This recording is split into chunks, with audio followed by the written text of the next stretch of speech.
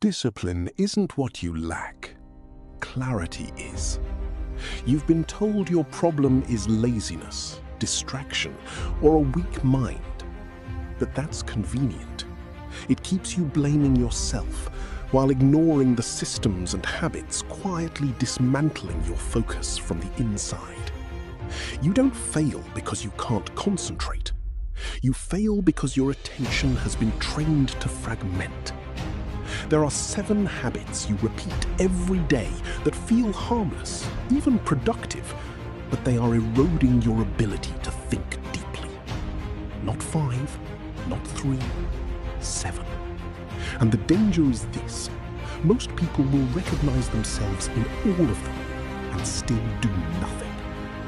But if you understand them, not just on the surface, but at a structural level, you can reverse them. You can turn distraction into precision. 1.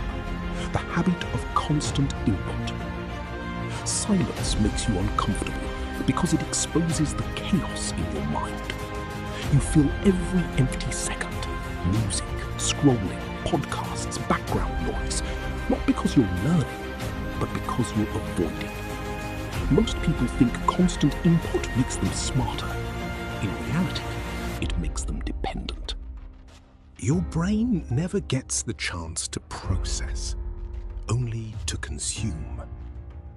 Marcus Aurelius wrote that the soul becomes dyed with the color of its thoughts. But if your thoughts are never your own, only borrowed fragments, you don't have a mind, you have a field. The reframe is bored. Boredom is not your enemy. It is your training ground. When you remove input, your mind resists at first. That resistance is not weakness, it's withdrawal. Stay there long enough, and something rare begins to happen. You start thinking for yourself. And once you experience that, you notice something disturbing. The next habit becomes almost impossible to ignore. The habit of shallow work. You confuse activity with progress because it feels safer. Answering messages, checking notifications, jumping between tasks. It gives you the illusion of productivity. But shallow work fractures your attention into pieces too small to matter. You're moving constantly, but going nowhere. Most people believe focus means trying harder, but Stoic philosophy would argue the opposite. Focus is not effort, it's elimination. It's the removal of everything unnecessary. The truth is uncomfortable. Deep work feels difficult because it forces you to confront your limits. Shallow work hides them. That's why you return to it again and again. It protects your ego.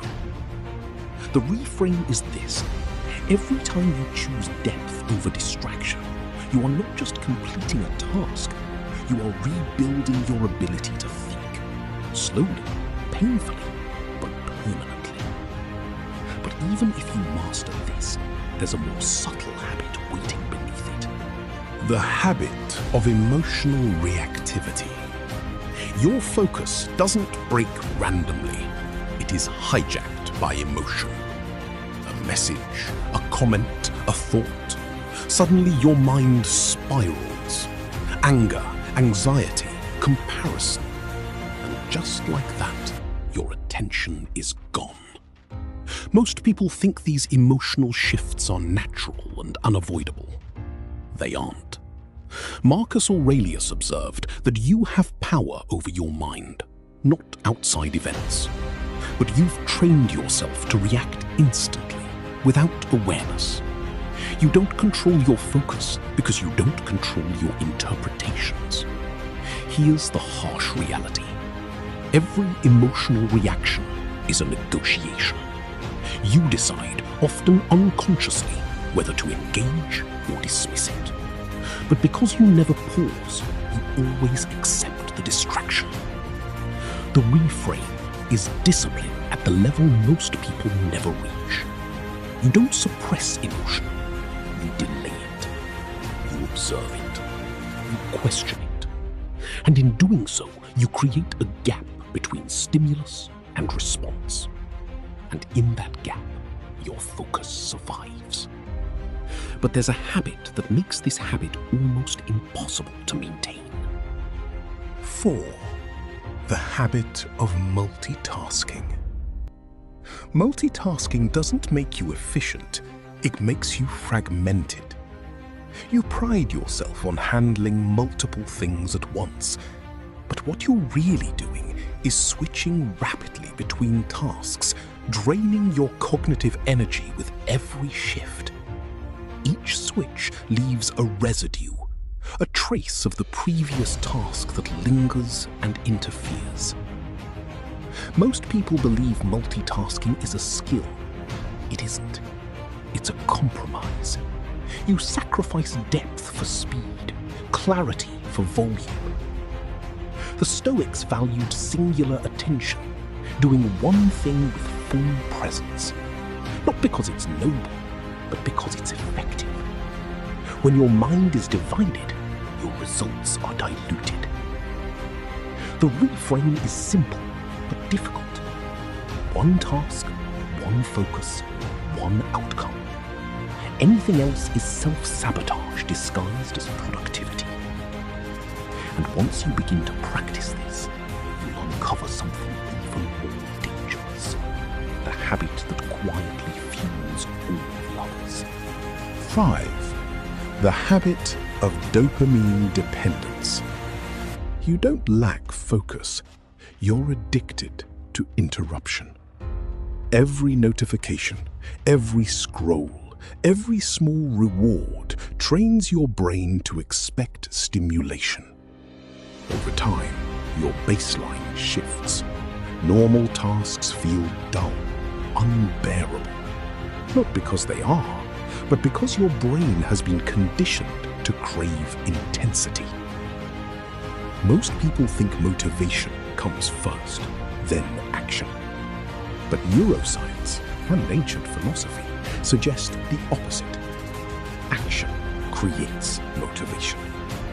But you rarely reach that stage because your brain is constantly chasing easier rewards. Marcus Aurelius didn't have to fight algorithms. You do, and they are designed to win. The reframe is ruthless. You must lower your dopamine baseline. Reduce stimulation intentionally. Make your environment less exciting, not more. Because when everything is stimulating, nothing holds your attention. And when you finally regain that baseline, you realize another hidden pattern. The habit of overthinking. You analyze everything because it protects you from acting. Overthinking feels like intelligence, like control, but in reality, it's paralysis disguised as depth. You replay scenarios, consider outcomes, build mental models, but never execute.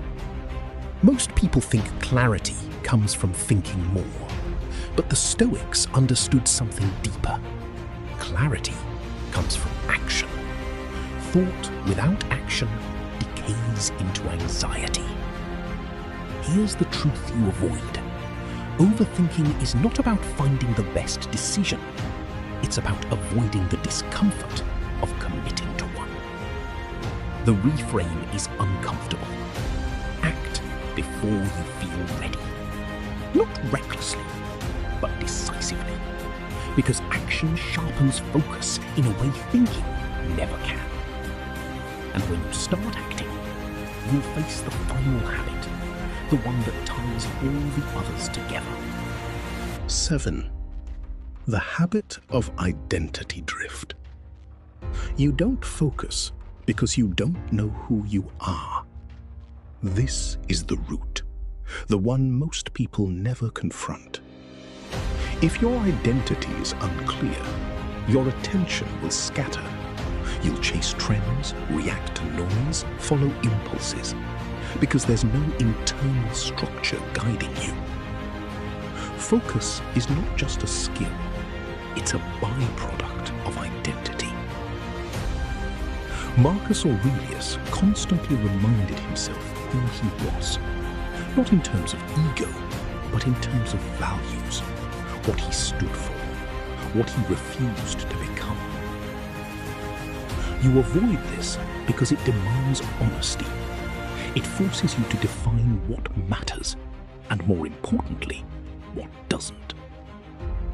The reframe is final. When your identity is clear, focus becomes automatic. You don't debate distractions, you reject them. Not through willpower, but through alignment.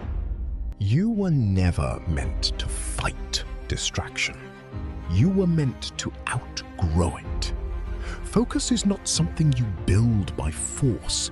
It's something that emerges when everything unnecessary is removed. When your inputs are controlled, your work is deep. Your emotions are observed. Your attention is singular. Your dopamine is stable. Your actions are decisive. And your identity is clear. Most people will hear this and change nothing, because this level of awareness demands responsibility, and responsibility eliminates excuses. So here's the only question that matters. Are you someone who consumes insight, or someone who becomes it? If this felt uncomfortable, if it felt precise, if it felt like something you've been avoiding, then you already know the answer. Subscribe, not because you need motivation, but because you recognize the standard.